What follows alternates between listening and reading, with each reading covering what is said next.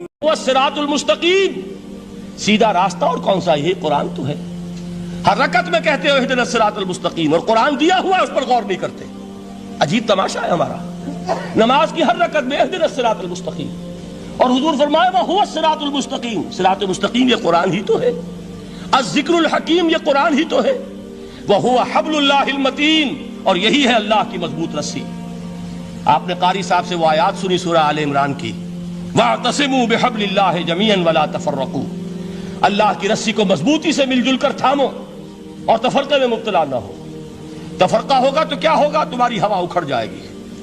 آج آپ کو معلوم ہے دول عرب اگر یہ یکجا ہو جائیں، ایک دن کے لیے اسرائیل قائم نہیں رہ سکتا۔ امریکہ نہیں، امریکہ کا باپ اسے قائم نہیں رکھ سکتا۔ اگر امت عرب ہی جمع ہو جائے، عالم اسلام تو بڑی شے ہے۔ جو وسائل ان کے پاس ہیں، جو اللہ تعالیٰ نے ان کو نعمتیں عطا فرمائی ہیں، لیکن افتراق، انتشار، اختلاف، جتھے بندی، گروہ بندی، دھڑے بندی، اس نے اسرائیل کا خنجر ان کے سینے میں پیوست کیا ہوا ہے۔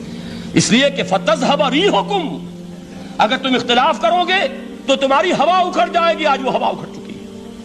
تو فرمایا وَاعْتَصِمُوا بِحَبْلِ اللَّهِ جَمِيعًا وَلَا تَفَرَّقُوا، اللہ کی رسی کو مضبوطی کے ساتھ مل جل کر تھامو اور تفرقے میں مت پڑو۔ حضور فرما رہے ہیں وہ اللہ کی رسی کون سی؟ ہوا حبل اللہ المتین، یہی قرآن ہے اللہ کی مضبوط رسی۔ علامہ اقبال نے کیا خوب کہا ہے۔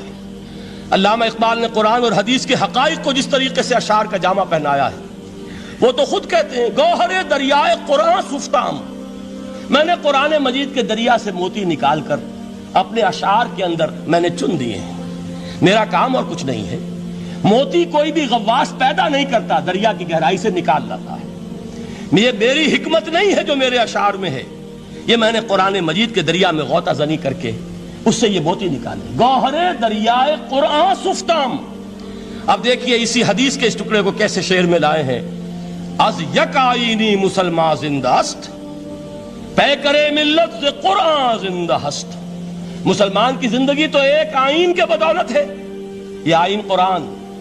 جو کہا تھا کبھی قائد اعظم مرحوم نے، جب پوچھا گیا تھا کہ آپ کے پاکستان کا دستور کیا ہوگا، کیا فرمایا تھا؟ یاد کیجئے کہ ہمیں کسی نئے دستور کی ضرورت نہیں، ہمارا دستور 1400 برس پہلے طے ہو چکا ہے۔ یہ ہماری بدقسمتی ہے۔ جو کچھ کہا تھا قائد اعظم نے کہ God has given us a golden opportunity to prove our worth as architects of a new state, and let it not be said that we didn't prove equal to the task۔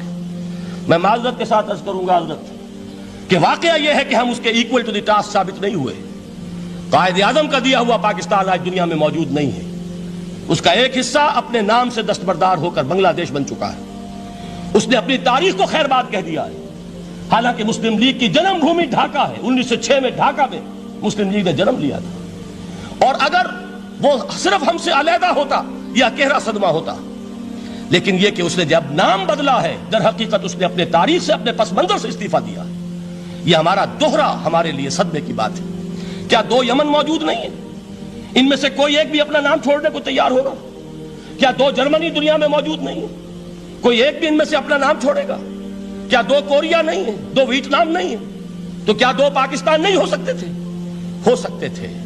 میں یہ کہا کرتا ہوں کہ یہ گہرا صدمہ ہے علیحدگی، اور دوہرا صدمہ ہے، اور اس سے کہیں زیادہ بڑا کہ انہوں نے اپنا نام بدل لیا، اپنی آئیڈینٹی چینج کر دی۔ انہوں نے وہ نام اپنے ماتھے سے اتار کر خلیج بنگال کے اندر دبو دیا۔ یہ بہت بڑی سزا ہے جو ہمیں ملی ہے۔ کیوں ملی ہے؟ کہ ہم نے 25 برس تک اس جس کو کہا تھا کہ وہ ہمارا آئین ہے، اس کو آئین نہیں بنایا۔ ہم نے دنیا کے سامنے جھولیاں پساری، ہم نے طرح طرح کے نظاموں کو آزمایا، لیکن اس قرآن کی طرف پیش قدمی نہیں کی۔ اللہ تعالیٰ ڈھیل دیتا ہے لیکن سزا بھی بہت سخت ہوتی ہے۔ ان بطش ربک لشدید، وہ ہم پر کوڑا برسا ہے۔ تاریخ انسانی کی عظیم ترین شکستوں میں سے ایک شکست ہے کہ جو ہمارے ماتھے پر کلنک کے ٹیکے کی طرح موجود ہے۔ اللہ کرے کہ آئندہ یہ تاریخ اپنے آپ کو نہ دہرائے۔ لیکن میں عرض کر دیتا ہوں آپ سے، جو ہمارے لچھن ہیں، جو ہمارا طرز عمل ہے، جو ہمارے لیل و نہار ہیں، جو ہمارا انداز ہے، اللہ کے دین کا استہزاء اور تمسخر، جس طرح اللہ کے ساتھ مذاق ہم کر رہے ہیں، اس کا شاید اس سے بھی کہیں زیادہ برا نتیجہ نکلے۔ اللہ مجھے اور آپ کو اور ارض مقدس پاکستان کو اس انجام سے بچائے۔ لیکن اس کے لیے کام کرنا ہوگا، صرف کہنے سے بات نہیں بنے گی، کمر کسنی ہوگی، ہمت جو ہے پھر انسان کو असर नौ, एक नई तामीर, एक आज़म, एक हाथ में कुरान और एक में तलवार लेकर ये उम्मत फिर दोबारा मैदान में आए। बहरहाल अर्ज ये करना था, इकबाल कहता है अज यकाइनी मुसलमान जिंदा हस्त, पै करे मिल्लत से कुरान जिंदा हस्त, माँ हमा खाको दिले आगाह ऊस्त, एहतिसामश कुन के हब्लुल्लाह ऊस्त। थामो इसको मजबूती के साथ, हब्लुल्लाह यही कुरान है, ये यकाइनी और पैकरे कुरान की जिंदगी, पैकरे मिल्लत की जिंदगी जो है इस कुरान की बदौलत है। तो हुजूर ने क्या फरमाया, फितने से बचने का रास्ता कौन सा है? किताबुल्लाह फीह नबअ मा क़ब्लकुम व ख़बरु मा बअदकुम व हुक्मु मा बैनकुम व हुवा सिरातुल मुस्तक़ीम व हुवा हब्लुल्लाहिल मतीन व हुवा ज़िक्रुल हकीम। एक 3 जुमले और सुन लीजिए। हुवल्लज़ी ला यशबअु मिन्हुल उलमा व ला यख़्लुक़ु अन कसरतिर रद्द। ये कुरान वो शय है जिससे अहले इल्म कभी सैर न हो सकेंगे। वला तनक़ज़ी अजाइबुहु, इसके अजाइब कभी खत्म नहीं होंगे। ये हीरों की वो कान नहीं है कि जो कभी खाली हो जाए कि सारे हीरे निकल चुके, अब मजीद हीरे नहीं है। नहीं, इल्म और हिकमत के हीरे और हिदायत और हिकमत के मोती इसमें से अबदुल आबाद तक निकलते रहेंगे। जरूरत सिर्फ खोदने की है। मैंने वो लफ्ज इस्तेमाल किया था, आज का कुरान खोदना होगा, आज की हिदायत इस कुरान से निकालनी होगी। कुरान जब नाजिल हुआ ऑन दी सरफेस, बिल्कुल जाहिर वो थी उसकी हिदायत जो उस दौर के लिए जरूरी थी। हमेशा की हिदायत इसके अंदर रख दी गई है, इसमें मुज़मर है, इसमें छुपी हुई है, उसके लिए तदब्बुर की जरूरत है। किताबुन अंज़लनाहु इलैका मुबारकुन लियद्दब्बरू आयातिही व लियतज़क्कर उलुल अलबाब। लोग तदब्बुर करें, इसकी गहराइयों के अंदर गौताज़नी करें। ला तनक़ज़ी अजाइबुहु, इसके अजाइब कभी खत्म नहीं होंगे। वला यशबअु मिन्हुल उलमा, अहले इल्म कभी इससे सैर नहीं होंगे। आपको सख्त भूख लगी होती है और खाना खाने के थोड़ी देर के बाद अब आपका हाथ रुक जाता है, सैर हो गए। बेहतरीन खाना है लेकिन नहीं खा सकते। अगर आम हालात में वो आता तो कभी ना छोड़ते, लेकिन अब वो आपका मेजबान कह रहा कुछ और लीजिए, तनावुल फरमाइए जरा, ये भाई नहीं मैं अब भर चुका, ये आप कहते हैं कि नहीं? हुजूर फरमाए ये कुरान वो शय नहीं है जिससे अहले इल्म कभी सैर हो सके। उनकी प्यास बढ़ती चली जाएगी, उनके अंदर quest of knowledge, search for wisdom बढ़ती चली जाएगी। कभी भी इंसान ये महसूस नहीं करेगा कि मुझे जो लेना था मैं ले चुका, बल्कि ये कि जैसे जैसे कदम आगे बढ़ेंगे तहजीब के, तमद्दुन के, इल्म के, उतने ही कुरान जो है वो आगे बढ़ता चला जाएगा हर दौर की रहनुमाई के लिए। ला तनक़ज़ी अजाइबुहु वला यख़्लुक़ु अन कसरतिर रद्द, बार बार के पढ़ने से इस पर बोसीदगी तारी नहीं होगी। दुनिया की और किताबें हैं, एक दफा पढ़ लेंगे, 2 दफा पढ़ लेंगे, 3 दफा पढ़ लेंगे, 4 दफा पढ़ लेंगे, फिर जी नहीं चाहेगा। लेकिन यह किताब वो है, इमाम शाफी का मैं वाक़या आपको सुनाता हूं। वो ये कहते हैं कि एक मर्तबा मेरे ज़हन में ये सवाल आ गया कि इजमा के लिए भी कुरान मजीद में कोई सनद है, दलील है? सब मानते हैं कि इजमा जो है सोर्स है कुरान के इस्लामी कानून की, जिस पर कि उम्मत का इजमा हो जाए। तो कहते हैं मैंने 300 मर्तबा कुरान पढ़ा अव्वल से आखिर तक, सिर्फ इस दलील की तलाश में। 300 मर्तबा मुझे नहीं मिली, 301वीं मर्तबा जब पढ़ रहा था मुझे रोशनी मिल गई। वो यब्तग़ी गैर सबीलिल मोमिनीन के जो अल्फाज आए हैं, नुवल्लिही मा तवल्ला व नुस्लिही जहन्नम, जो कोई शख्स मुसलमानों के रास्ते को छोड़कर कोई और रास्ता इख्तियार करेगा हम उसे उसी के हवाले कर देंगे और जहन्नम में पहुंचा देंगे। मालूम हुआ मुसलमानों का जिस पर इजमा हो जाए उसको भी एक सनद हासिल है। ये मुसलमानों का मुजमा अलैह एक रास्ता है, इसको भी एक सनद और दलील की हैसियत हासिल है।